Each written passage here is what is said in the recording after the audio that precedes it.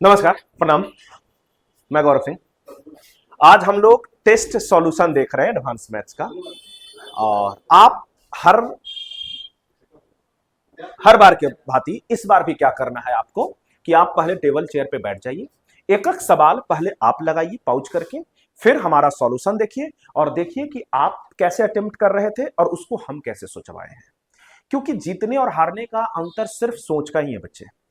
आप सवाल को अटेम्प्ट कैसे कर रहे हैं, क्योंकि आज जो कंपटीशन है, हम हर बार यही बात बोल रहे हैं, कंपटीशन ये माइंड का है कि आपसे आपका कॉम्पिटिटर कितना साउंडेड है, आप उसको कैसे हरा रहे हैं। बस एग्जाम हॉल में इसी की परीक्षा होनी है। ऐसा एक भी सवाल नहीं है कि हमसे सवाल नहीं बनेगा, क्योंकि हमारे कंपटीशन में 10 तक का ही पेपर आना है। और जब 10 तक ही पेपर आना है तो सब बच्चा को आता है बनाने, लेकिन जीतेगा आखिर कौन? जीतेगा कि जिसका सॉल्यूशन सबसे तगड़ा होगा, सबसे कम समय में सबसे अच्छा सॉल्यूशन जिनका भी होगा, वही गेम को निकाल के चले जाएंगे। तो आइए बिना देर किए हुए शुरुआत करते हैं और आपको मजा आएगा। आइए, अगर आप पहला सवाल को देखें, तो बोला गया है कि एक त्रिभुज है और इसका क्षेत्रफल बताइए। इसका क्षेत्रफल बताइए। ए बी सी है जिसका कोऑर्डिनेट -1 2 है, इनका 2 3 है और इनका 4 और -3 है। 4 और -3 है। अब बच्चे कोऑर्डिनेट ज्योमेट्री का ये सवाल है। एक तो आप जानते होंगे कि त्रिभुज का एरिया निकालना, गौर से सुनिएगा, अगर आप त्रिभुज का एरिया निकालना जानते हैं तो अगर ए का कोऑर्डिनेट x1 y1 है, इसका कोऑर्डिनेट x2 y2 है, इसका कोऑर्डिनेट x3 y3 है, तो पहला तरीका तो हम एरिया निकालना सीखे थे। पहला तरीका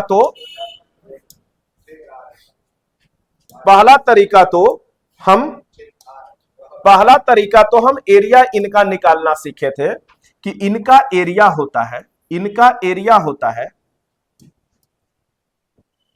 क्या आ गया यार, ये भाई साहब क्या आ गए हो।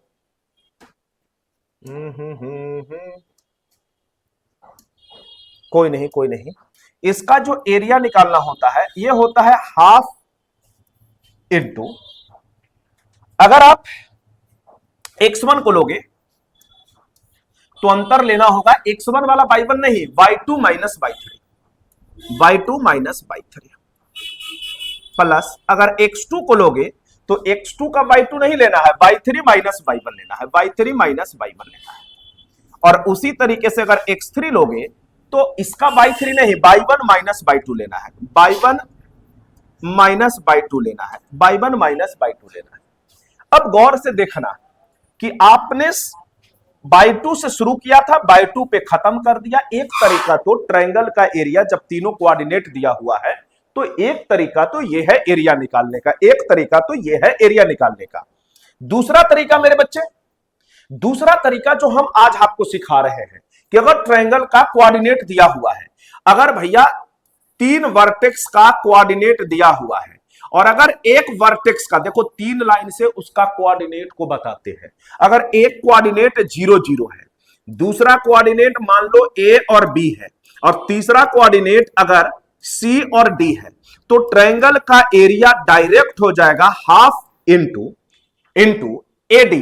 AD, इसका पास वाला तो इसका दूर वाला, AD माइनस BC। ये तरीका निकालना है, यही तरीका हम सबसे शॉर्टकट, ये लेकिन कब लागू होगा? जब एक कोऑर्डिनेट 0 0 होगा तब ये बात लागू होगा मेरे बच्चे। और अगर ऐसा नहीं है, कोई कोऑर्डिनेट 0 0 नहीं है, तो हम 0 0 करेंगे, क्योंकि ये तरीका लगाएंगे, इससे फास्ट ये काम करता है, तो हम हमेशा फास्ट के साथ चलेंगे सर। कोई और अपडेट होगा तो अगली बार भी हम ही सबसे पहले आपको अपडेट कर रहे होंगे, इतना आप यकीन रखिएगा। आइए, अगर इसको आप देखें बच्चे, किसी एक को तुम 0 0 करो, तुम जिस वर्टेक्स का भी कोऑर्डिनेट 0 0 करना चाहते हो कर सकते हो। तुम बोलो गुरुदेव हम इसको 0 0 करना चाहते हैं, तो इसको 0 0 करने के लिए x कोऑर्डिनेट में +1 जोड़ना होगा और इसमें -2 घटाना होगा, तभी 0 0 होगा। लेकिन अब याद रहे कि अगर इधर +1 और -2 किए हो तो सब में +1 और -2 करना होगा। अगर इसमें +1 और -2 किए तो ये 3 हो गया, 2 और 1 3, और 3 में से 2 गया 1। अब पुरानका को भूल जाओ क्योंकि नयका तुम 0 0 के रेस्पेक्ट में सब लिख रहे हो। अगर इसमें तुम 0 0 बनाने के लिए +1 और -2 किए थे तो इसमें भी +1 और -2 कर लो, तो ये 4 और 1 5 हो गया, और -3 -2 -5 हो गया। अब इसका एरिया निकाल लो। अगर ये ए और बी है और ये सी और डी है तो एरिया क्या हो जाएगा, हाफ। मॉड में क्यों ले रहे हैं बच्चे, क्योंकि एरिया कभी भी निगेटिव नहीं होता है, एरिया हमेशा पॉजिटिव होता है, तो मॉड लगा दे रहे हैं क्योंकि हमको फाइनली पॉजिटिव वैल्यू लेना है। तो देखिए ना, 3 को दूर वाला के साथ गुना कीजिए, 3 गुने 5 माइनस का 15, माइनस 1 गुने 5 5 5 5, -15 और 5 -20, -20 का आधा कितना, तो 10, 10 unit square will be the area of this triangle. ये था सबसे आसान तरीका। देखो ये था होम्योपैथ तरीका जो सब कोई पढ़ा रहा है। हम वो रास्ता क्यों अपनाएं जो हमें ही कंफ्यूजन क्रिएट करे। तो हम सबसे अच्छा तरीका क्या किए, किसी एक को 0 0 बना दिए और एरिया हम निकाल दिए, क्योंकि जैसे ही एक वर्टेक्स 0 0 होगा तो सिर्फ 2 वर्टेक्स के ही कोऑर्डिनेट से तो एरिया हम निकाल रहे हैं बच्चे। मजा आया? अगर मजा आया और आपका भी 10 आंसर आ रहा था तो बिल्कुल आप सही बना रहे थे, और नहीं तो आइए फिर एक सवाल लेते हैं। ऐसा ही मैंने एक सवाल और रखा है, आइए अब इस सवाल को देखो।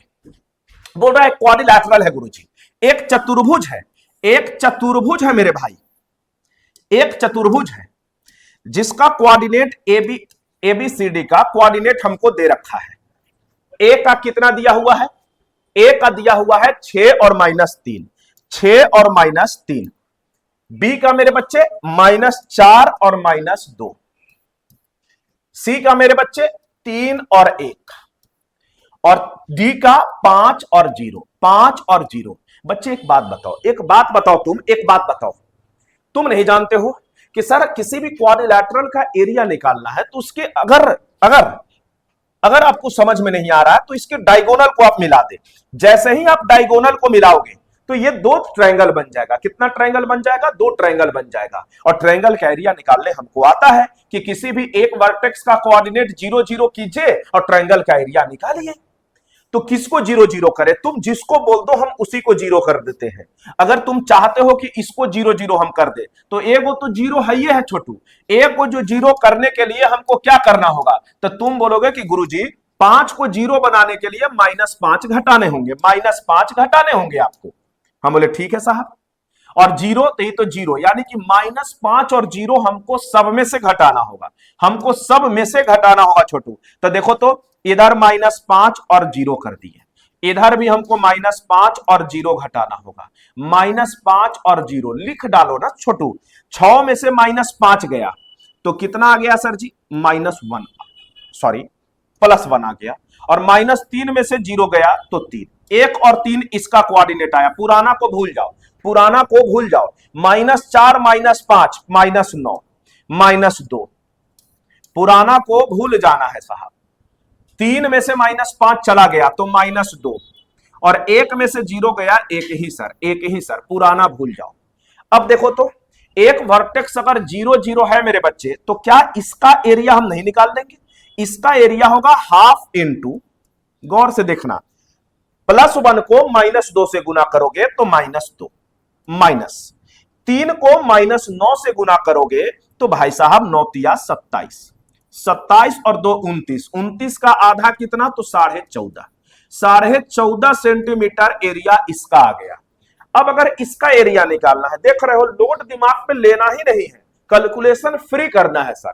इसका एरिया निकालना है तो एक वर्टेक्स तो तुम 0 0 ऑलरेडी कर चुके हो, तो इसको देखो तो इसका एरिया निकालोगे तो हाफ इंटू, अगर ये ए बी है ये सी डी है तो इनका पास वाला तो इनका दूर वाला, तो -9 और 1 -9, -2 और -2 प्लस का 4, प्लस का 4 सर जी, प्लस का 4, तो -9 और -4 -13, -13 का आधा कितना हो गया, 6.5 सेंटीमीटर स्क्वायर। एक बात बताओ रसगुल्ला, कि तुमसे एबीसीडी का एरिया पूछा है, तो तुम ए बी डी का एरिया निकाल लिया 14.5, और तुम बी सी डी का एरिया निकाल लिया 6.5। दोनों क्वाड्रिलैटरल का एरिया निकालिएगा तो दोनों एरिया को जोड़ दीजिए, 14.5 और 6.5 कितना हो गया, 21 unit square. A is the right answer. आइए ना कभी पटना में, कहीं कोई दिक्कत है तो बोलिएगा। मजा आ रहा है, आप अपने कॉन्सेप्ट को देखें बेटा। आइए, ये हम टेस्ट 1 में भी ये सवाल लिए थे, ये सवाल अभी एकदम ट्रेंडिंग में है कि भाई साहब अगर दो लाइन एक दूसरे को एक पॉइंट पर काट रहा है तो इसके लिए कंडीशन था, इसी को हम यूनिक सॉल्यूशन या अद्वितीय हल बोलते हैं। इंग्लिश में यूनिक सॉल्यूशन और हिंदी में अद्वितीय हल। यह होता है a1 by a2 is not equal to b1 by b2 equal to c1 by c2। लेकिन अगर दो लाइन पैरेलल है तो पैरेलल होने का मतलब होता है कि दोनों लाइन के बीच में परपेंडिकुलर डिस्टेंस इक्वल होना चाहिए। इसके लिए कंडीशन क्या है, क्योंकि ये तो एक जगह भी नहीं काटेगा मेरे बच्चे, क्योंकि कहीं काट ही नहीं रहा है तो इसके कोई सॉल्यूशन ही नहीं होंगे। तो इसी को बोला गया है शास्त्रों में नो सॉल्यूशन। क्या बोला गया है, नो सॉल्यूशन। हिंदी में लिखल मिलेगा कोई हल नहीं। कोई हल नहीं का मतलब दोनों लाइन कैसा है, पैरेलल है, कोई हल नहीं। इसके लिए कंडीशन क्या है कि a1 by a2 equal to b1 by b2 is not equal to c1 by c2। और एक होता है ओवरलैपिंग लाइन, कि एक ही लाइन पे दूसरा लाइन ओवरलैप कर जाए, तो जय बार लाइन मिलेगा उतना सॉल्यूशन होगा। ये तो ओवरलैप पे कर गया है, तो मेनी सॉल्यूशन इसको बोलते हैं। मेनी सॉल्यूशन बोलो या इनफाइनाइट सॉल्यूशन बोलो या हिंदी में अनंत सॉल्यूशन बोलो, अनंत हल, अनंत हल, ये सारे एक ही का नाम है। इसके लिए कंडीशन क्या है बच्चे, a1, क्योंकि इसमें तो सब कुछ बराबर हो गया sir, b1 by b2 equal to c1 by c2। ये हम टेस्ट नहीं करवा रहे हैं, ये आपको सारा रिवीजन भी करवा रहे हैं। ये टेस्ट के माध्यम से हम चाहते तो डायरेक्ट आंसर लगा के पार होते, लेकिन हम चाहते हो मेरे बच्चों को बार बार सुने, बार बार समझे, तभी दिमाग में आना है। क्योंकि practice makes a man perfect थोड़ा आधा सच है। Practice with right direction, right सारथी। अब महाभारत हुआ बच्चे, कौरव भी जीत सकता था। पांडव और कौरव में एक ही अंतर था कि पांडव के साथ सारथी बहुत तगड़े वाले गुरु जी थे। तो राइट डायरेक्शन में जब तक आप मदद नहीं कीजिए, प्रैक्टिस करें, लेकिन कहां, राइट डायरेक्शन में। जब तक आप राइट डायरेक्शन में प्रैक्टिस नहीं करते हो, सफलता मिलती है थोड़ा लेट से, और राइट डायरेक्शन में क्या है, जल्दी सफल हो जाइएगा। तो हम यही चाहते हैं कि बार बार आप इसका प्रैक्टिस करें। अब गौर से देखिए, तो अब अपनी आंखें बंद कीजिए और देखिए, तो ये इसका कोफिशिएंट कुछ नहीं है तो 1 है, a1 1 है, a2 4 है, तो 1/4। देखिए तो b ये 2 है साहब, इधर कितना है 8 है, तो ये भी तो 1/4 है। लेकिन क्या ये 15 और 13 1/4 रेशियो में आया, नहीं, ये दोनों का तो रेशियो सेम है, लेकिन इसका रेशियो सेम नहीं है। एक्स के कोफिशिएंट को a बोलते हैं, y के कोफिशिएंट को b बोलते हैं, और जो बच गया उसी को c यानी कि कांस्टेंट बोलते हैं। तो ये c1 हो गया, ये c2 हो गया, ये a1 हो गया, ये a2 हो गया, ये b1 हो गया, ये b2 हो गया। अब बताओ लड्डू कौन है, तो भाई साहब c कांस्टेंट बराबर नहीं है का मतलब है कि वो दोनों पैरेलल लाइन है, और पैरेलल लाइन है तो उसके कोई सॉल्यूशन नहीं है। तो आंसर B4 बिहार वाला। कैसा लगा, मजा आया?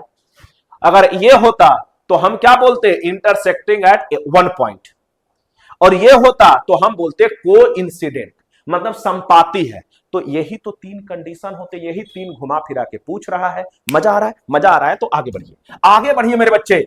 आइए देखिए इधर, अब न जाने कि कितने बार आप जानते हैं, कितने बार जानते हैं कि अगर साइन ए बराबर कॉस बी हो, या tan ए बराबर कॉट बी हो, या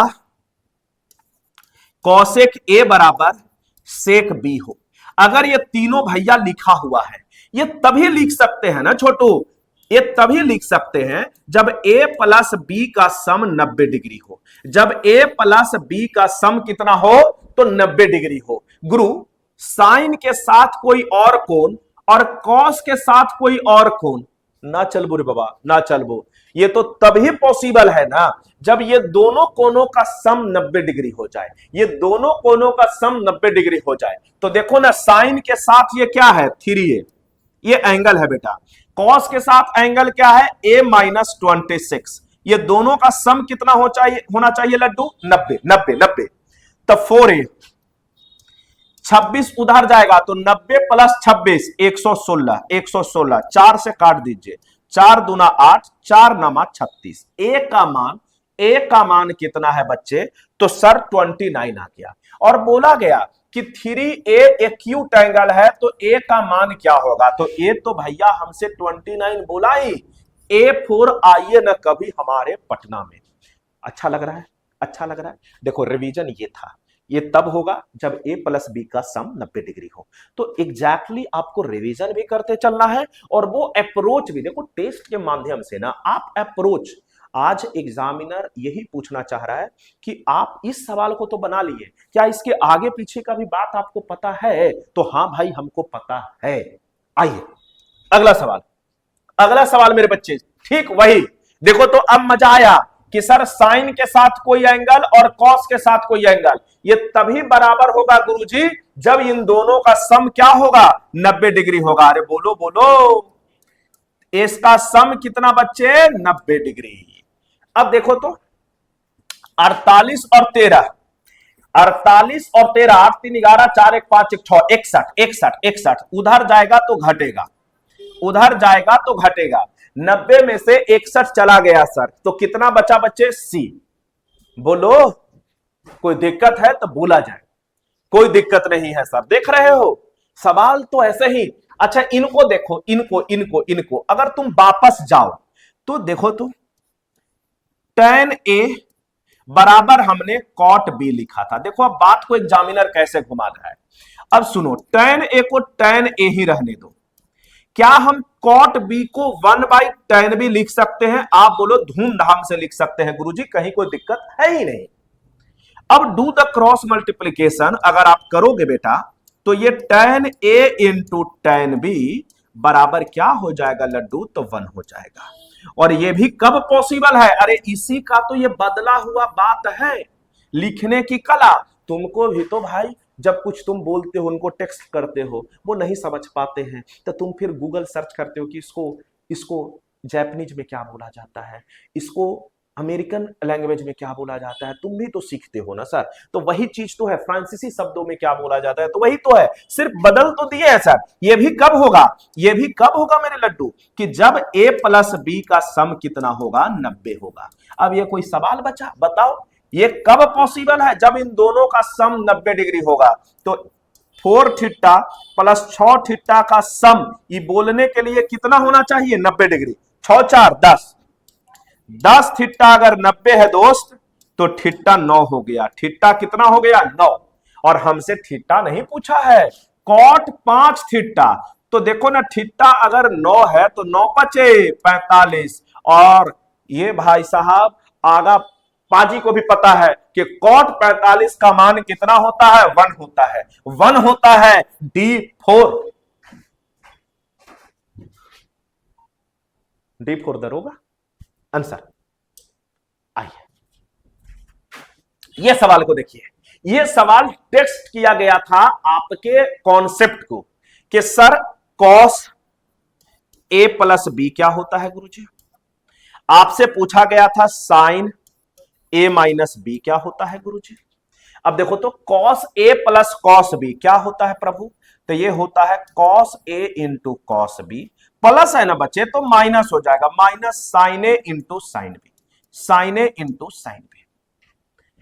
ये क्या होता है साइन A माइनस बी, तो sine A into cos B, minus है तो माइनस ए होगा, minus cos A into cos A into sine B, sign B. अब गौर से देखो तो एक होता है बच्चे tan A प्लस बी, हम सब रिकॉल करवा दे रहे हैं tan A plus B, tan A प्लस tan B 1 minus tan A into tan B, tan A into tan B ये होता है। लेकिन अच्छा सपोज दैट कोई आके तुम्हारे कान में बोल दे कि अगर कंडीशन है A बराबर B हो जाए, अगर tan A बराबर B हो जाए, तो देखो ना, अगर दोनों को तुम A मान लो तो A और प्लस A tan 2A। लेकिन याद रखना मेरे भाई, तुम B को भी A मान लिए हो तो tan A 2 tan A, load नहीं लेना है दिमाग पे। और नीचे tan A into tan A, tan square A। अरे बोलो, यही फॉर्मूला को तुमसे पूछा गया है, तो क्या ये नहीं आता है तुम्हें छोटू? क्या ये तुम्हें नहीं आता है? अगर इसी में हम एक और ऐड कर दे कि साइन A प्लस B, तो देखो ना, बस यहीं पर प्लस का साइन हो जाएगा, बाकी कुछ चेंज नहीं होगा। Sine A into cos B plus cos A into sine B। और यहां पर अगर माइनस का साइन कर देना, माइनस का साइन, तो यहां प्लस का हो जाएगा, बाकी सेम जैसे लिख ही देते हैं तुम्हारे लिए लड्डू, हम तुम्हारे लिए सब लिख देंगे। देखो इधर cos A minus B, cos A into cos B। अच्छा, कॉस वाला में ना दोस्त ध्यान देना है, प्लस पूछे तो बीच में माइनस का साइन, और माइनस पूछे तो बीच में प्लस का sign. Sorry, sine A into sine B। अब ये 4 फॉर्मूला आपसे हर बार पूछा जा रहा है, हम देख लेंगे सर, कौन सा बड़ी बात है, हम नहीं जानते हैं क्या? आइए ना देखिए, तो ये फॉर्मूले तो पूछा है, एक्स और वाई को A और B मान लो, तो कॉस A प्लस B, देखो तो कॉस A प्लस B, cos A cos B minus sine A sine B। हाँ, ये संभव है सर, ये होगा, ये तो कतई नहीं होगा, और ये संभव है। ठीक है जी साहब। अब है sine A minus B, sine A cos B, तो ये तो sine A cos B, cos A sine B। लेकिन याद रखिएगा कि माइनस है, ये माइनस है, तो साइन A माइनस B वाला बीच में माइनस है, लेकिन ये माइनस आके प्लस कर देगा, ये सब शुरुआते माइनस गया है। बोले तुम नहीं होगा दोस्त, तुम तो आधा अधूरा ही लिखे हो, तुम तो हो ही नहीं सकते हो। तो सी इज द करेक्ट आंसर। देख लो ना दोस्त, सिर्फ हमने रख तो दिया है, सिर्फ आपसे फॉर्मूला एग्जामिनर जानना चाह रहा था। ये बिल्कुल लेटेस्ट पैटर्न है बेटा, जो भी अभी 2025-26 में जहां भी एग्जाम हुए हैं, हम वहां के बेस्ट सवाल आपके लिए उठा के लेके आए। हम नहीं चाहते हैं कि मेरे बच्चा कंपटीशन में आप कोई भी सवाल देखकर ये हो जाओ, क्योंकि हम टीचरों के ऊपर दायित्व भी है बेटा कि आपको एग्जामिनर के रेजोनेंस में मिला के चले। वो टीचर ही क्या जो एग्जामिनर से पीछे चल रहा हो, मतलब आप भी तो बच्चों को, आपका दायित्व बनता है कि बच्चों को एग्जामिनर के रेजोनेंस में मिला के चलना। क्योंकि हम अगर सफल हुए हैं, हमारे पास अगर अनुभव है, तो वो अनुभव आपके सफलता में काम कैसे आए, यही तो एक टीचर का काम है ना बच्चे। आइए, हम कोशिश कर रहे हैं कि आपको आज भले ही थोड़ा लगे कि गुरुजी थोड़ा लेवल ऊपर जा रहा है, लेकिन बच्चे यकीन रखना सवाल यहीं से आएंगे, और हम एग्जाम के बाद भी आपको आके मिला रहे होंगे। आइए आगे बढ़ते हैं। अगर देखा जाए कि एक समबाहु त्रिभुज है जिसकी दो समान भुजा 15 है, उसके बीच का कोण 30 है। भाई न जाने हम आपको कितने बार बताए हैं कि अगर दो भुजा और उसके बीच का कोण पता हो तो उसका एरिया होता है मेरे बच्चे हाफ इंटू एडजेसेंट, जो साइड पता है उसका प्रोडक्ट, और उसके बीच वाला कोण है जो साइन के साथ लिखते हैं। किसके साथ लिखते हैं? साइन के साथ लिखते हैं। जब कभी भी किसी त्रिभुज में दो साइड और उसके बीच का कोण पता हो, दो साइड और उसके बीच का कोण पता हो, तो हाफ इंटू अगल बगल भुजा के गुणनफल इंटू साइन के साथ वो जो बीच में एंगल है, मान लो यहां 60 होता तो हम 60 लिखते, साइन 60 लिखते, 45 होता तो हम साइन 45 लिखते। तो फिर तो हिसाब किताब हो गया बच्चे। ए नहीं है 15 है, बोला है कि ये गुरुदेव 15 है, हम बोले 15 गुने 15, और साइन 30 का मान तो सर हाफ होता है, हाफ होता है। 225 का एक चौथाई दुनिया को पता है कि 56.25 होगा, 56.25 होगा मेरे बच्चे। आओ आगे बढ़ जाते हैं। किसी त्रिभुज का अंतः त्रिज्या इन रेडियस दिया हुआ है। इन रेडियस किसको बोलते हैं? कोई भी त्रिभुज के अंदर अगर सर्कल बने तो इसको हम अंतः वृत्त बोलते हैं, इन सर्कल बोलते हैं, इन सर्कल बोलते हैं। और इसी के त्रिज्या को हम इन रेडियस बोलते हैं। क्या बोलते हैं? इन रेडियस बोलते हैं, इन रेडियस बोला गया है बाबू कि किसी भी ट्रायंगल का एरिया जब निकालोगे ना तो एरिया होता है मेरे बच्चे सेमी पैरामीटर गुने इन रेडियस, सेमी पैरामीटर गुने इन रेडियस, सेमी पैरामीटर गुने इन रेडियस। तो देखो तो भुजाओं की लंबाई का योग, अगर किसी त्रिभुज के तीनों भुजाओं का सम 125 है, तीनों भुजाओं का सम पैरीमीटर कहलाता है, परिमाप कहलाता है, और उसी का आधा कर दोगे तो सेमी पैरीमीटर कहला जाएगा। समझ रहे हो तुम? कितना आसान है लड्डू। और इन रेडियस भाई ने दे रखा है 8, भाई ने दे रखा है 8, 2 चौको 8, 125 चौको 500, D4 दरोगा बाबू इज द राइट आंसर। अब कुछ बातें जो हम आपको रिकॉल करवा देते हैं। देखिए अब यहां पर रिकॉल कीजिएगा, यहां पर मेरे बच्चे रिकॉल कीजिएगा कि किसी भी त्रिभुज में अगर इन रेडियस निकालना है, इन रेडियस निकालना है फॉर एनी ट्रायंगल, किसी भी त्रिभुज में फॉर एनी ट्रायंगल, तो इन रेडियस बराबर होता है त्रिभुज का क्षेत्रफल डिवाइडेड बाय सेमी पैरामीटर। ये किसी भी त्रिभुज में हो गया। और सिर्फ अगर इक्विलैटरल ट्रायंगल यानी कि समबाहु त्रिभुज की बात हो, इक्विलैटरल ट्रायंगल की बात हो, तो इन रेडियस बराबर होता है a/2√3।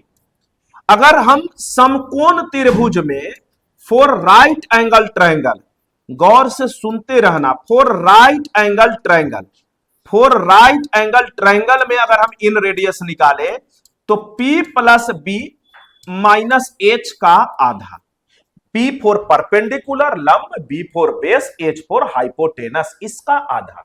यह था इन रेडियस की कहानी गौरव सर के जुबानी। अब आइए सरकम रेडियस, जो बड़ा वाला आर होता है, सरकम रेडियस इसको बोलते हैं, इसको बोलते हैं सरकम रेडियस, परित्रिज्या, सरकम रेडियस परित्रिज्या। किसी भी त्रिभुज में, किसी भी त्रिभुज में for any triangle, for any triangle, किसी भी त्रिभुज में सरकम रेडियस क्या होता है? तीनों भुजाओं का गुणनफल डिवाइडेड बाय 4 गुने एरिया ऑफ ट्रायंगल। लेकिन अगर हम बात करें कि समबाहु त्रिभुज में गुरुदेव, इक्विलैटरल ट्रायंगल में क्या होगा? तो इक्विलैटरल ट्रायंगल में हो जाएगा a/√3। लेकिन अगर हम राइट एंगल ट्रायंगल में बात करें तो गुरुजी, राइट एंगल ट्रायंगल में सरकम रेडियस हाइपोटेनस का आधा होता है, हाइपोटेनस का आधा होता है मेरे बच्चे। और एक होता है साइन रूल कि a/sin a बराबर b/sin b बराबर c/sin c बराबर 2 गुने सरकम रेडियस। ये कंप्लीट रिवीजन करवा दिए भाई। ये जो दोनों लाइन लिखा ना, अब इसको पढ़ाने के लिए टीचर साहब 1.5 घंटा समय लेते हैं। हम आपको बोल रहे हैं कि इन रेडियस और सरकम रेडियस आप लिख कर अपने नोट्स में रख लो। ऐसा कोई प्रीलिम्स नहीं है, कोई मेंस नहीं है कि जहां पर ये ना आया हो। एनटीपीसी का फेवरेट सवाल, सीजीएल का फेवरेट सवाल, एईडीओ में ये आना ही आना यहां से है, बिहार एसएससी आप हमसे आज लिखवा लो, इन दोनों में से कोई एक रिजल्ट आएगा ही आएगा।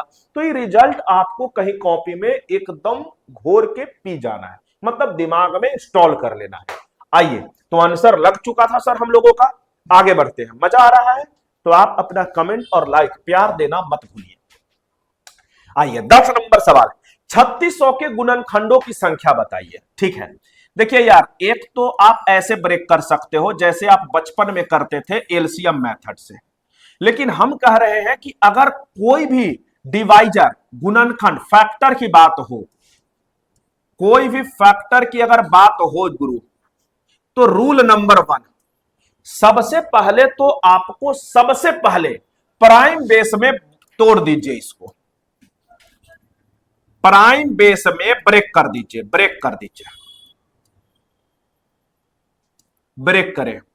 क्योंकि बच्चे तुम्हारा भी ओरिजिनल वैल्यू तभी निकला जब तुम ब्रेक हुए, क्योंकि जब तुम ब्रेक हुए जीवन में तो पता चला कि हम जिसके लिए इतना टाइम दे रहे थे न वो रहे न कोई और रहे। तो अच्छा है बेटा, जब तुम ब्रेक होते हो तभी तुम्हें पता चलता है कि गुरुजी सब मोह माया है, अब खुद से किताब कॉपी ही असली हमारी प्रेम है, इसी से प्रेम करना है, बाकी सब मोह माया है बच्चे। तो आइए हम देखते हैं इस सवाल को और आपको पूरा रिवीजन करवा देंगे। पहले प्राइम बेस, प्राइम बेस किसको बोलेंगे? 2, 3, 5, 7, 11 ऐसे नंबरों में इसको ब्रेक कर देना है। मान लो कि ऐसा अगर हो कि 2 के पावर ए हो, गुने 3 के पावर बी हो, 5 के पावर सी हो या 7 के पावर डी हो, हमने ब्रेक करके आपको बता रखा है। अब अगर ऐसा कोई ब्रेक हुआ और इसमें अगर सबसे पहला 2-3 सवाल बनता है, सारा सवाल हम आपको रिकॉल करवा देते हैं। पहला सवाल कि अगर टोटल नंबर ऑफ डिवाइजर या टोटल नंबर ऑफ फैक्टर पूछा जाए तो इसका जवाब होगा क्या कि इसके पावर में 1 जोड़ दो, a+1, b+1, c+1 और d+1। ये करना है गुरुजी और आपस में मल्टीप्लाई कर दीजिएगा, आंसर आ जाएगा। जैसे 3600 को आप देखिए, तो हम तो यार 36 को जैसे ही 0 मिलेगा तो हम 36 गुने 100 तोड़ेंगे। 100 में क्या होता है बेटा कि अगर कभी जीवन में 1 0 है, 1 0 का मतलब 1 2 और 1 5 होता है, 2 0 का मतलब 2 2 और 2 5 होगा। सिमिलरली आप बोलो 3 0 है तो सर 2 3 बार आएगा और 5 भी 3 बार आएगा। तो अगर इस 100 को देखो तो 2 2 बार है और 5 भी कितने बार है? 2 बार है। 36, अरे दुनिया को पता है 4 नामा 36 होता है, 2 का पावर 2 और 3 का पावर 2। अब सबको अच्छे से सजा के लिख लो, 2 के पावर 2, 2 के पावर 2। सर जब बेस बराबर हो तो पावर आपस में मल्टीप्लीकेशन में ऐड हो जाता है, तो 2 और 2, 2 के पावर 4, 3 का पावर 2 और 5 के पावर 2। ये हुआ प्राइम बेस में हमने ब्रेक कर दिया छोटू। अब अगर इसके सारे गुणनखंडों की संख्या है तो 4 में 1 जोड़ दो 5, 2 में 1 जोड़ दो 3, 2 में 1 जोड़ दो 3, 5 तिया 15 तिया 45। आंसर मेरे बच्चे 45 will be the answer, 45 will be the answer.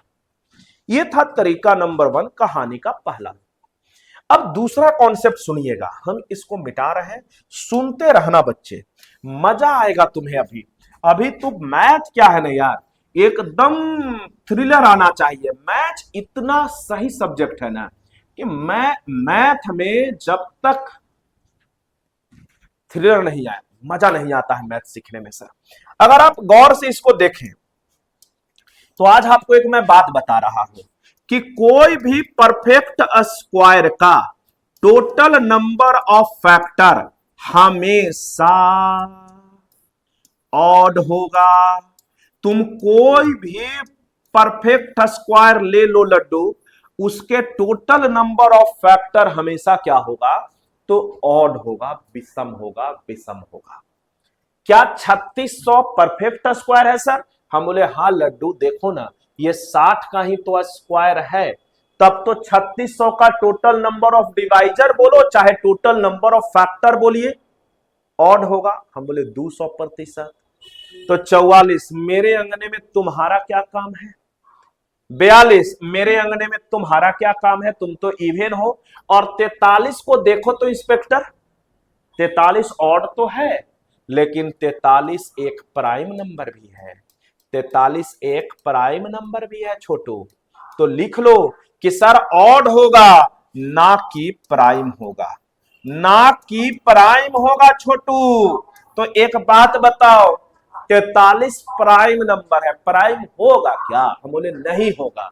तो आंसर क्या हो जाएगा? ए। आइए ना कभी पटना में मजा आ रहा है? अरे मैथ तुमको कोई सिखाया नहीं ऐसे प्रभु, देख रहे हो एक ही मैथ के करने का हम कितना विजन देते हैं। क्यों देते हैं बच्चे? क्योंकि आपको पता होना चाहिए, जब सब बात हम बोल देंगे ना तो आपको डर नहीं रहेगा। जब आप किसी इंसान को हर तरीके से जान जाते हैं तो आपको डर नहीं होता, आपको पता होता है कि ये इंसान यहां पर ऐसे रिएक्ट करेगा। लेकिन कोई चेहरा उसका छुपा हुआ रह जाए तो आपको डर लगता है कि पता नहीं किस मोड़ पे ये अकेले छोड़ के चला जाए। तो आपको ये जानना है ना कि इसके सारे गुण को हम जान जाएंगे कि सर सारे तरीका फिनिश। मजा आ रहा है? लेकिन आइए, यहां पर कुछ बात अधूरा रह गया था, हम पूरा करते हैं और फिर हम आगे बढ़ेंगे। दूसरा बात मेरे बच्चे यहां पर कि अगर सर सिर्फ हमको इवन इवन इवन फैक्टर निकालना है तो हम बोले अगर इवन निकालना है तो इवन वाला 2 के पावर को एज इट इज रख देना और बाकी वाला में एक जोड़कर मल्टीप्लाई कर देना, बाकी वाला में एक जोड़कर मल्टीप्लाई कर देना। आंसर मेरे बच्चे, अगर गुरुजी सिर्फ हमको ऑड निकालना हो फैक्टर तो हम बोले अगर ऑड निकालना है तो 2 के पावर को इग्नोर कर देना, सिर्फ b+1 करना, इंटू c+1 करना और इंटू d+1 करना। अगर आगे भी होगा तो उसके भी पावर में एक जोड़कर आपस में मल्टीप्लाई कर देना। ओके, एक होता है मेरे बच्चे प्राइम फैक्टर और प्राइम डिवाइजर। अगर प्राइम फैक्टर निकालना हो तो पावर को ऐड कर देना, पावर को देखो इसी में हम सारा चीज बता दे रहे हैं, पावर को ऐड कर देना, ऐड कर देना। जैसे इसका पावर क्या था ए बी सी डी, तो ऐड कर देना a + b + c + d। यार पूछे ना हमसे, तुम या तो हमसे टोटल नंबर ऑफ डिवाइजर या टोटल नंबर ऑफ फैक्टर पूछोगे, तुम हमसे इसमें कितना इवन फैक्टर है वो पूछ सकते हो, तुम हमसे ऑड फैक्टर पूछ सकते हो, तुम हमसे प्राइम फैक्टर पूछ सकते हो और तुम हमसे प्राइम डिवाइजर पूछ सकते हो। प्राइम डिवाइजर क्या होता है कि सर प्राइम बेस को काउंट करके लिख दीजिए, प्राइम बेस को काउंट करके लिख दीजिए ना सर जी। जैसे इसमें प्राइम बेस कौन था? तो 2 था, 3 था, 5 था, 7 था। कै गो प्राइम नंबर का यूज हुआ है? 4 गो प्राइम नंबर का। जय गो प्राइम नंबर का यूज होगा उतना आंसर। अब 1 2 3 4 5 5 सवाल इस पर घूमते रहते हैं और पांचों का हमने रिवीजन करवा दिया और क्लास में सब चीज का मैंने प्रूफ दिया है। आज वो वक्त नहीं है कि हम प्रूफ दें, लेकिन जिस दिन हम नंबर सिस्टम पढ़ाएंगे धागा खोल देंगे छोटू सारे के सारे कॉन्सेप्ट का। चलिए बढ़ते हैं आगे। मजा आ रहा है तो कमेंट और शेयर जरूर कीजिए, क्योंकि हम नए हैं, यूट्यूब आप ही का है सर, आप हमारे फैमिली है। तो बहुत सारे तो व्यूज जाता है लेकिन आप सब्सक्राइब नहीं करते हैं, तो सब्सक्राइब भी करें और ज्यादा से ज्यादा लोगों को फैलाएं, क्योंकि मेरा एक ही उद्देश्य है, इस चैनल का एक ही उद्देश्य है बच्चे कि ये अंतिम पंक्ति में खड़ा बच्चों को भी इससे लाभ मिलना चाहिए। आइए आगे बढ़ते हैं। 484 के उन भाजकों का योग बताइए जो पूर्ण वर्ग हो। अच्छा, 484 को देख के तेरे मन में लड्डू नहीं फूटा कि ये सर 4 गुने 121 तो है? 4 क्या है? 2 का पावर 2 और 121 क्या है? तो 11 के पावर 2। अच्छा सुन लो, अगर तुम्हें वर्ग परफेक्ट स्क्वायर, अगर परफेक्ट स्क्वायर की तुम बात करो, पीएस मतलब परफेक्ट स्क्वायर, तुम कुछ और नहीं समझोगे नालायक, परफेक्ट स्क्वायर समझोगे। अगर परफेक्ट स्क्वायर की हम बात करें लड्डू, आप लोग ईमानदारी से बताना, तो हम क्या बोल रहे हैं कि कोई भी प्राइम का, मान लो प्राइम हमारा कोई एक प्राइम नंबर है, तो प्राइम का बेस 0, हां सर एक परफेक्ट स्क्वायर होगा। प्राइम का पावर 2, प्राइम का पावर 4, प्राइम का पावर 6, प्राइम का पावर 8, मतलब ये सब एक परफेक्ट स्क्वायर होगा। मतलब कोई भी प्राइम नंबर के अगर पावर में 2 बढ़ाते चलिएगा तो वो जो होगा वो हमेशा एक परफेक्ट स्क्वायर होगा। होता तो किसी भी नंबर पर है, लेकिन हम डिवाइजर वाले सवाल को कर रहे हैं तो हमको प्राइम बेस में ही तोड़ना है मेरे बच्चे। तो हम ये सीख रहे हैं कि प्राइम का पावर 0 से स्टार्ट कीजिए और उसके पावर में 2 जोड़ते चलिए, वो सब एक एक परफेक्ट स्क्वायर होगा। जैसे 2 का पावर 0, हां सर एक परफेक्ट स्क्वायर है सर। 2 के पावर 2 4, हां सर है सर। 2 के पावर 4 16, हाँ सर एक परफेक्ट स्क्वायर है सर। 2 के पावर 10, हाँ सर 1024, जो 32 का स्क्वायर होता है, और 1024 MB बराबर 1 GB होता है। देख रहे हो 1 GB तुम्हें याद है नालायकों। तो ये सब देख रहे हो, पावर में दो दो जोड़ते चलो, वो एक परफेक्ट स्क्वायर होते चलेगा। तो एक बात बताओ, दो वाला में कौन कौन परफेक्ट स्क्वायर होगा? तो सर 2 के पावर 0 और 2 के पावर 1, सॉरी 2 के पावर 2। क्यों? क्योंकि सर 2 के पावर 0 वाला और 2 के पावर 2 वाला एक परफेक्ट स्क्वायर है। ठीक है साहब, इनका सम कर दिए। अच्छा, ये बीच में गुना है तो हमने भी बीच में गुना दिया। 11 वाला में ढूंढो तो कौन कौन परफेक्ट स्क्वायर है? तो सर 11 के पावर 0 और 11 के पावर 2, आगे होता तो 11 के पावर 4 होता मेरे बच्चे। इसी का सम पूछा था, सम पूछा था तो बीच में काउंट जोड़ का साइन लगा दी। और इधर 11 का पावर 2 121 और 11 का पावर 0 1, 121 और 1 122, 4 और 1 5, 122 25 610, 610 आंसर। आंसर अगर सिर्फ हमसे परफेक्ट स्क्वायर पूछता तो सुन लो, ई कॉमा लगाते हम, फिर अगर सिर्फ नंबर पूछता तो हम कॉमा लगाते।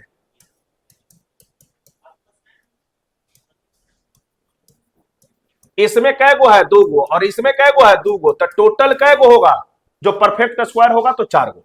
टोटल परफेक्ट स्क्वायर कितना? 4 गो। लेकिन हमसे वो सम पूछा है, तो सम कितना हो जाएगा? C is the answer. C is the answer sir. आइए आगे बढ़ते हैं।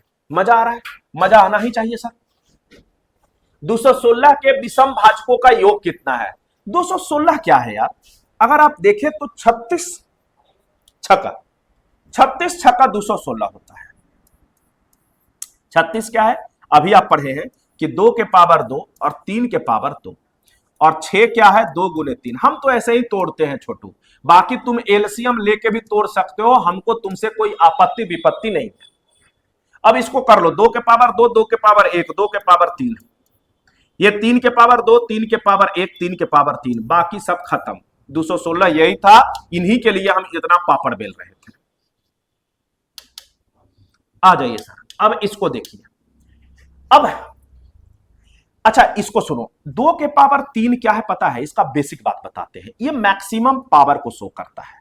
मैक्सिमम पावर का मतलब कि सर 2 के पावर 0 से शुरू होकर 2 के पावर 3 तक है जो 216 को काटेगा। उसी तरीके से 3 में भी 3 का पावर 0 से शुरू होकर 3 के पावर 3 तक है जो मैक्सिमम काटेगा। अगर पावर 4 होता तो हम 4 तक जाते। ओके सर, अब समझिएगा, इनको थोड़ा कॉमा देके लिखना था बच्चे। 3 के पावर 0, 3 के पावर 1, 3 के पावर 2, 3 के पावर 3।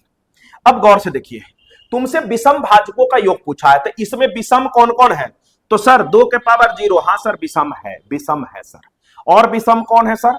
तो सर इसमें तो विषम कोई और है ही नहीं, क्योंकि ये तो सब इवन हो जाएगा। 2 का पावर 0 के अलावा कोई भी पावर होगा वो इवन हो जाएगा। तो यहां पर तो सिर्फ एक वो मिला सर, और यहां पर देखिए तो ये तो सब विषम में आएगा सर। 3 के पावर 3 27, सम पूछा है ना छोटू, अगर नंबर पूछता तो 1 2 3 4 आंसर 4 मार लगाते, लेकिन हमसे सम पूछा है तो बीच में सम का साइन दे दीजिए।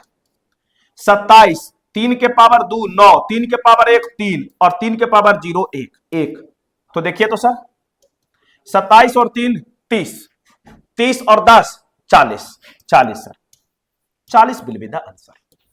अगर आपको ऐसे ही बनाना था तो देखिए, ये 2 के पावर 3 था और 3 के पावर 3 था।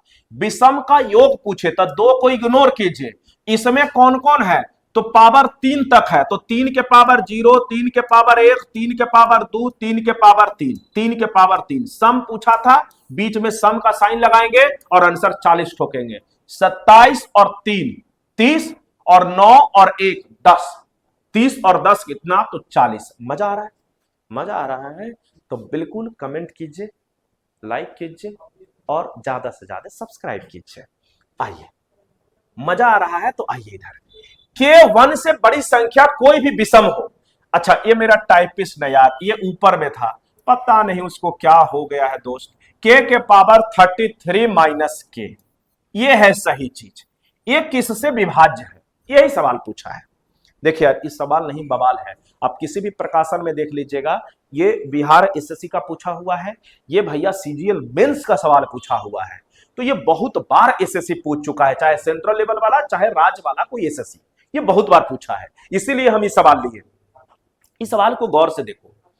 किसी भी प्रकाशन के हम ये बोलना चाह रहे थे बच्चे कि जब आप कोई किताब खरीदते हो ना, तो किताब में इसके सॉल्यूशन एक पेज में है, और अगर कोई टीचर है तो उसकी सॉल्यूशन एक लाइन में हम करवा सकते हैं। आप गौर से समझिएगा, समझिएगा सवाल क्या बोला है कि के एक से बड़ी कोई भी विषम संख्या हो। अच्छा, नंबर सिस्टम में नंबर को जानना होता है, नंबर कभी अपना नेचर नहीं बदलता है मेरे बच्चे।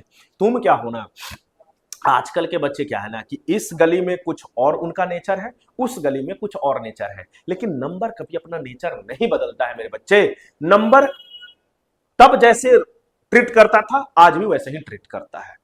तो नंबर से सीखो कि वो कभी बदला नहीं, तुम्हारे जैसे तुम तो हर पल बदल जाते हो। देखो तो के एक से बड़ी विषम संख्या होनी चाहिए, तो इससे अंडरस्टैंडिंग मेरा ये डेवलप हुआ कि सर एक से बड़ी विषम संख्या ले लो, 3 ले लो, 5 ले लो, 7 ले लो, 9 ले लो, एज योर चॉइस। पहला लाइन समझने के बाद हम इतू सा बात समझ पाए। अब बोला है कि सर ये किससे डिविजिबल है, इसी को थोड़ा हम सुधार दें, टाइपिंग मिस्टेक था। 33 थोड़ी ना, आइसोटोपी थोड़ी ना कि नीचे में आएगा। आइए, आइसोबार आइसोटोप नहीं है।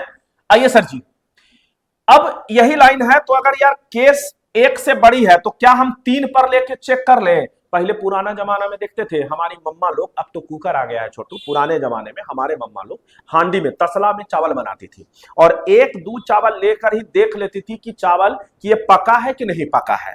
आजकल तो सीटी से हम लोग अंदाज लगाते हैं कि 3 सीटी 4 सीटी, हाफ बॉइल्ड है तो 2 सीटी में ही तब हम समझ लेते हैं कि मेरा चावल पक गया है। लेकिन पहले ऐसा नहीं था। पहले और बड़े बड़े लोगों, हमारे घर में तो दादी लगभग 15-20 ज्वाइंट फैमिली था, उनकी खाना एक साथ बनता था। सोच रहे हो उतना बड़ा स्तर पे खाना बनाना और सिर्फ 2-3 चावल देकर पकड़ लेना, तो पुराने आदमी में तजुर्बा था। वही तजुर्बा का इस्तेमाल हम करते हैं, क्योंकि उनको पता था कि चावल अगर 2 गो सीझा होगा तो सब गला होगा। ऐसा नहीं है कि 2 चावल पका होगा 2 चावल नहीं पका होगा, बिल्कुल ऐसा नहीं है। तो हम कहना यह चाह रहे हैं कि अगर 3 पर यह लागू होगा तो 3 से ऊपर वाले भी विषम संख्या पे यह लागू होगा। अगर के बराबर हम 3 ले लें, हम सबसे छोटा, क्योंकि कैलकुलेशन भी अपन लोग को ही करना है, तो हम 3 ले लिए, 3। अब 33 को तुम अपनी काली नजरों से देखो यार। अब सर 3 के पावर 33 निकालना भी कौन सा आसान काम है, यह भी बहुत टफ काम है। हम बोले इसके लिए, हम बोले फिर एक उपाय, 33 को भी तुम अपनी काली नजरों से देखो तो क्या 33 एक विषम नंबर नहीं है। आप बोलोगे कि हाँ सर विषम नंबर तो है, ऑड नंबर तो है, तो क्यों ना हम कोई एक ऑड नंबर ले ले। हम 33 नहीं लेंगे, लेकिन कोई भी ऑड नंबर ले लेते हैं। जैसे ऑड 1 से शुरू होता है, 1 ले लो, 3 ले लो, 5 ले लो, 7 ले लो, कोई भी ऑड नंबर ले लो। लेकिन अगर गलती से, छोटू तुम देखना यहां पर, गलती से तुम अगर 1 ले लिए तो के तो तुम 3 रखे हो, लेकिन अगर 33 की जगह 1 ले लिए तो 3 - 3 0 हो जाएगा। तो 0 पर तुम कोई चीज चेक नहीं कर सकते हो, तो 1 से बड़ा ले लेंगे और 3 ले लेते हैं। 3 33 के जगह, क्योंकि हमने 33 को देखा कि एक ऑड नंबर है, तो हमने भी एक ऑड नंबर ले लिया।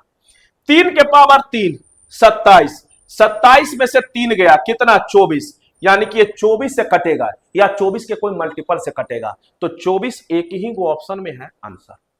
अब तेरे जहन में तुरंत एकदम झंझनाहट हुआ होगा, गुरुदेव रुकिए रुकिए गुरुजी, हम 3 ले लेते हैं, ठीक आप बात बोलते हैं, चाहे हम 5 ले लेते हैं, के जगह सर 5 ले लीजिए। हम बोले ले लो, तो ये 5 है -5 है, यहां क्या ले, हम बोले 1 मत लेना 0 आ जाएगा, 3 ले लें तो 125 में से 5 गया 120, क्या 120 का एक फैक्टर 24 नहीं है मेरे बच्चे। आप कोई भी चीज लो, सवाल आंसर वही आएंगे। सवाल करने का अप्रोच मेरे बच्चे, हम आपको पढ़ाने नहीं आए हैं, हम आपको सिलेक्शन के उस पार तक पहुंचाने आए हैं। पढ़ाने तो बथेरे पढ़ा रहे हैं प्रभु, हम किसी का भी क्रिटिसाइज नहीं करने वाले, किसी के बारे में हमको बोलना भी नहीं है, लेकिन बच्चे आपको तय करना होगा कि हमें उस पार तक जाना है कि इसी पार तक रहना है। हमें कृष्ण जैसा सारथी चाहिए कि हमें दुर्योधन जैसा सारथी चाहिए जो पूरे गेम महाभारत में उलझा हुआ इंसान रहा। तो तय आपको करना है, सारथी आपको चुनना है। और एग्जाम कोई ना कोई, अगर आप सोचोगे सर हम ऐसा नहीं सोचे, तो बच्चे कोई तो सोच रहा होगा, कोई तो बच्चा होगा जो इस चीज को लगा रहा होगा। तो सिलेक्शन तो उसी का ना होगा जिसका कॉन्सेप्ट अपडेट है, जो जल्दी बना रहा है उसी का तो होगा ना बच्चे। चलिए बढ़ते हैं आगे, आगे बढ़ते हैं मेरे बच्चे। इस सवाल को अगर गौर से देखो, हर दो दो पेयर को तुम अपने आंखों से देखो, तुम्हें देखने को मिलेगा कि सर ए स्क्वायर माइनस बी स्क्वायर है, और दुनिया को पता है ए स्क्वायर माइनस बी स्क्वायर ए प्लस बी और ए माइनस बी होता है। अब इसमें हम एड ऑन क्या कर रहे हैं कि जब कभी भी ए माइनस बी 1 हो जाए, ए माइनस बी अगर 1 है तो रिजल्ट हमेशा इसका क्या होगा, ए प्लस बी। अरे क्योंकि a माइनस बी अगर 1 है तो 1 को a प्लस बी से गुना करोगे तो a प्लस बी ही ना होगा। तो इनका अंतर देखो तो 1, इनका भी अंतर 1, अंतर 1, यानी कि हम इसको लिख सकते हैं कि दोस्त तुम 98 प्लस 97 ही हो, दोस्त तुम 96 प्लस 95 ही हो, और दोस्त ऐसे ही तुम 12 और 11 ही हो। अरे बोलो बोलो, हाँ सर लिख सकते हैं।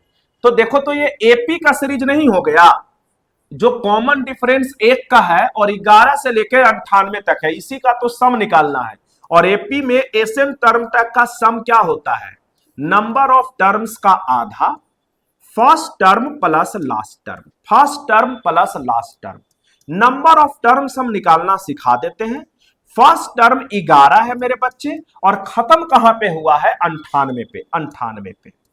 98 और 11 कितना हो गए बच्चे, 109, 109। आ जाओ, नंबर ऑफ टर्म्स क्या होता है याद कीजिएगा, एपी में नंबर ऑफ टर्म्स होता है last term minus first term divided by common difference plus 1, क्योंकि लास्ट टर्म बराबर होता है first term plus N minus 1 गुने डी, जहां एल क्या है लास्ट टर्म, ए क्या है फर्स्ट टर्म, एन क्या है नंबर ऑफ टर्म्स, और डी क्या है कॉमन डिफरेंस। अब अगर हम नंबर ऑफ टर्म्स निकालें, एन की मान निकालें छोटू, तो लास्ट टर्म 98 है, फर्स्ट टर्म 11 है, कॉमन डिफरेंस 1 का है, तो 98 में 1 जोड़ दो 99, 99 में से 11 घटाओगे 88, और 88 के आधा 44, 44, 44, क्योंकि ये 88 आ गया छोटू, 44 गुने 109, यही तो आंसर होगा राजा, 9 चौको 36। एक बात बताओ, 44 का मतलब 11 का मल्टीपल, 11 का 7, अच्छा इकाई अंक पहला तो 6 आएगा, तो 5 और 1 का कोई काम में नहीं है, 4 2 6, 9 6 15, 15 में से 6 गया 9, नहीं तुम 11 से नहीं कटते हो, B4 बिहार वाला, B4 बिहार वाला इज द राइट आंसर। बाकी तुम मल्टीप्लाई भी कर लेना, आंसर वही होना है, क्योंकि हम एक सिंप्लीफिकेशन का भी हम सीरीज लेके आ रहे हैं, जहां पर आपको पता चलेगा कि कैसे सिंप्लीफिकेशन तेजी से हम करें। मजा आ रहा है, एकदम मजा आएगा। आइए देखिए इसको, बस अब कुछ सवाल और है, 1 या 2 सवाल और है मेरे बच्चे। 500 से 650 तक ऐसी कितनी संख्याएं हैं जो ना तो 3 से कटता है और ना ही 7 से कटता है? बड़ा अच्छा सवाल है सर। अच्छा एक बात बताओ, फ्रॉम, हम पिछले क्लास में ही आपको समझाए हैं बच्चे कि फ्रॉम 500 टू 650, इसका मतलब क्या होता है पता है तुम्हें, कि सर 500 को भी काउंट करना है और 650 को भी, तो कितना नंबर है, तो 650 तक चाहिए तो 650, और कहां तक नहीं चाहिए तो 499 तक नहीं चाहिए। जिनको ये बात नहीं समझ में आया वो मेरा पुराना वीडियो टेस्ट नंबर 2 जाकर देखिए, आपको ये बात समझ में आ जाएगा। हम फ्रॉम टू और बिटवीन और एंड वाला बहुत बारीक से समझा चुके हैं। आइए अब नहीं कटने के लिए हम टोसेंट को लाएंगे, ये कोई नहीं पढ़ाएगा बेटा। टोसेंट टोसेंट टोसेंट टोसेंट क्या करता है ना, कि नाइदर और नॉर का ही रिजल्ट देता है। नाइदर और नॉर का ही रिजल्ट देता है मेरे बच्चे टोसेंट। तो देखिए, तो एक टोसेंट लगेगा कहां? तो लगेगा वही जहां पर जो भी संख्या है नाइदर नॉर के बाद वाला संख्या, नाइदर नॉर के बाद वाला संख्या से, बाद वाला नंबर से डिवाइड होना चाहिए, डिवाइड होना चाहिए, डिवाइड होना चाहिए। तो देखिए, तो क्या 151 3 और 7 से कट रहा है? तुम बोलोगे गुरुजी नहीं कट रहा है, तो इनका एलसीएम ले लो। जब नहीं कटेगा तो क्या करेंगे? एलसीएम ले लेंगे। 3 और 7 का एलसीएम 21, 3 और 7 का एलसीएम 21। तो भाई 21 का कोई मल्टीपल जो 151 तक जाता हो? हाँ सर, 21 सत्तू 147। तो 147 पर टोसेंट लगा दीजिए। टोसेंट क्या कहता है कि भैया ना तो के बाद अगर 3 है तो नीचे में 3 और ऊपर में 3 से 1 कम। दूसरा नंबर कौन है? 7, तो नीचे में 7 और ऊपर में 7 से 1 कम। काट दीजिए, 7 या 21 सत्तू, तो 7 दूनी 14, 6 का 84। 84 नंबर तो मिल गया जो ना तो 3 से कटता है ना तो 7 से कटता है। कहां तक? 147 तक। लेकिन क्या सवाल में हमको 147 तक दिया है लड्डू? नहीं, 151 तक दिया है। तुम 147 तक तो निकाल लिए हो, तो बाकी चेक करना होगा, चेक करना होगा, मैनुअल, मैनुअल चेक करना होगा। कौन कौन? तो 148, 149, 150 और 151, क्योंकि हमको तो 151 तक पूछा है ना। तो देखिए, तो कौन कौन कट रहा है, क्योंकि नहीं कटने वाला पूछा है तो कटने वाला काट दीजिए। तो अगर 147 3 से कट रहा है तो अगला उसमें 3 जोड़ दीजिए, 150 3 से कटेगा, बाकी कोई नहीं कटेगा। तो अगला 153 कटता, लेकिन 53 तो है ये नहीं है। 7 से अगर 147 कट रहा है तो अगला 154 कटता है, 154 है इधर? नहीं है। तो 3 नंबर ऐसा मिला 151 तक जो ना तो 3 से कट रहा है ना तो 7 से कट रहा है। तो टारगेट अगर तुम जहां तक निकालना था उसके पीछे टोसेंट लगाए हो तो इन तीनों को लाके जोड़ दो। तो 3 ऐसा और नंबर है जो नहीं कटता है, तो 84 और 3 87, 84 और 3 87। तय करना होगा आपको कि क्या आप इस सवाल को ऐसा पढ़ाया गया है, इसके कॉन्सेप्ट है बच्चे, इसका कॉन्सेप्ट उम्मीद करते हैं कि आप समझ, अगर पढ़े होंगे सही जगह तो आपको समझ में आ रहा होगा। अगर नहीं पढ़े हैं तो जाकर अपने मास्टर साहब से पूछिए कि आप ऐसा क्यों नहीं पढ़ाए, और अगर नहीं पढ़ाए तो आप इस सवाल को कैसे बनाए थे आप हमको बताइएगा। और पढ़ना तो ऐसे ही पड़ेगा बच्चे, पढ़ना तो ऐसे ही पड़ेगा। और एक दिन हम नंबर सिस्टम का बिल्कुल 1 शॉट वीडियो डालेंगे सिर्फ आपके लिए, और आप तय करना कि अभी तक आप क्या पढ़े थे, कैसे पढ़े थे, क्या पढ़ना था, आपको कैसा पढ़ाया गया, सब कुछ हम आपके हवाले छोड़ जाएंगे। आइए अगला सवाल। अगला सवाल, आपको यह बात पता होना चाहिए बच्चे कि अगर कभी a sin theta plus b cos theta, b cos theta बराबर c हो, और a cos theta minus b sin theta बराबर d हो, तो इनका रिजल्ट होता है। रिजल्ट एकदम प्रूफ के साथ बताएंगे, लेकिन आज सिर्फ रिजल्ट लिखवाएंगे। साइन के साथ कोफिशिएंट क्या है? तो a स्क्वायर, कॉस के साथ b स्क्वायर, b है तो b का square, plus constant c square plus d square. पहले तो इसको पहचानो, तुम इसको अपनी काली नजरों से देखो। इसको पहचानेंगे कैसे कि सर अगर जो साइन के साथ कोफिशिएंट था, कोफिशिएंट देखो तो साइन के साथ क्या था? a, आज a किसके साथ आ गया है? कॉस के साथ। b किसके साथ था? कॉस के साथ। b समय बदला, b आज किसके साथ आ चुका है? साइन के साथ। मैथ यही बताता है प्रभु कि अगर आप समय के साथ आगे नहीं बढ़े तो आप भी रिप्लेस कर दिए जाओगे। आज जो आप किसी का बाबू हो, कल हो सके कि आप बाबू ही रिप्लेस हो जाए। क्यों? क्योंकि समय के साथ आपने अगर वादा किया है कि 1 साल के अंदर हम नौकरी लेंगे, तो पहले उस वादा को पूरा करना होगा। मेरे बच्चे, मैथ यही तो सिखाता है कि जो ए साइन के साथ था, साइन नौकरी नहीं लिया, ए किसके साथ आ गया? कॉस के साथ। बी कॉस के साथ था, कॉस नौकरी नहीं लिया, बी किसके साथ, साइन के साथ। तो इसका रिजल्ट क्या होता है, जब कभी भी साइन और कॉस में, ये सिर्फ अप्लीकेबल कहां होगा बच्चे, ओनली साइन एंड कॉस में, कॉस में, कॉस में। इसमें दो बातें आप ध्यान रखिएगा, एक तो कोफिशिएंट इंटरचेंज होगा, कोफिशिएंट गुणांक, गुणांक कोफिशिएंट क्या होगा, इंटरचेंज होगा, इंटरचेंज होगा। और दूसरा बात कि इसमें साइन इंटरचेंज होगा, कि अगर ऊपर प्लस है दोस्त तो बाद में माइनस रहेगा, बाद में माइनस रहेगा, और अगर माइनस है तो प्लस हो जाएगा। देखो ना, ये प्लस था तो ये माइनस हो गया, अगर यहां माइनस होता तो ये प्लस हो जाता, और इधर जो साइन के साथ था वो कॉस के साथ हो गया, जो कॉस के साथ था वो साइन के साथ हो गया।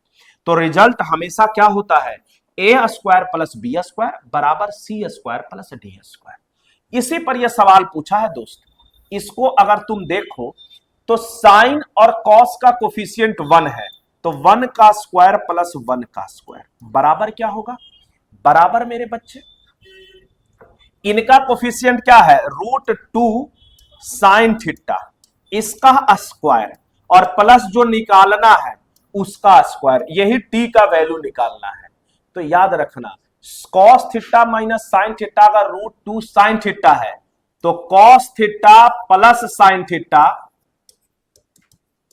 √2 तो रहबे करता है, बस साइनमा कॉस में बदल जाता है, साइन किस में बदल जाएगा, कॉस में। इसको सॉल्व कर लीजिएगा, तो √2 कॉस थीटा कहां है, सी में है सर, सी में है सर। कैसा लगा, अगर आपको मजा आया तो आप बोले मेरे बच्चे आज इतना ही सवाल था, आप कितना बनाए, कैसे अटेम्प्ट किए जरूर बताइएगा। फिर हम लोग मिलेंगे और जबरदस्त सवाल के साथ, और आपका जो डिमांड है आप कमेंट बॉक्स में खुलकर लिखें, जो भी होगा हम अगले दिन और बेहतरीन सवाल के साथ आपके साथ मिलेंगे, क्योंकि हमारा उद्देश्य यही है मेरे बच्चे। बहुत किसी को लगा होगा सर लेवल अप है लेवल डाउन है, मेरे बच्चे हम अप और डाउन देखकर आपको खुश नहीं करना चाहते मेरे बच्चे, क्योंकि आपने अगर हम पर विश्वास जताया है तो हम आपको खुश नहीं, एक टीचर एक बच्चों को खुश करने के लिए नहीं पढ़ाता है, एक टीचर एक बच्चों को सेलेक्ट होने के लिए पढ़ाता है, और ये टीचर के ऊपर दायित्व बनता है, क्योंकि आप बड़े हैं तो आप पर दायित्व बनता है, मेरे ऊपर दायित्व बनता है कि हम आपको सही मार्ग दिखाएं कि बेटा सफलता के लिए क्या क्या जरूरी है।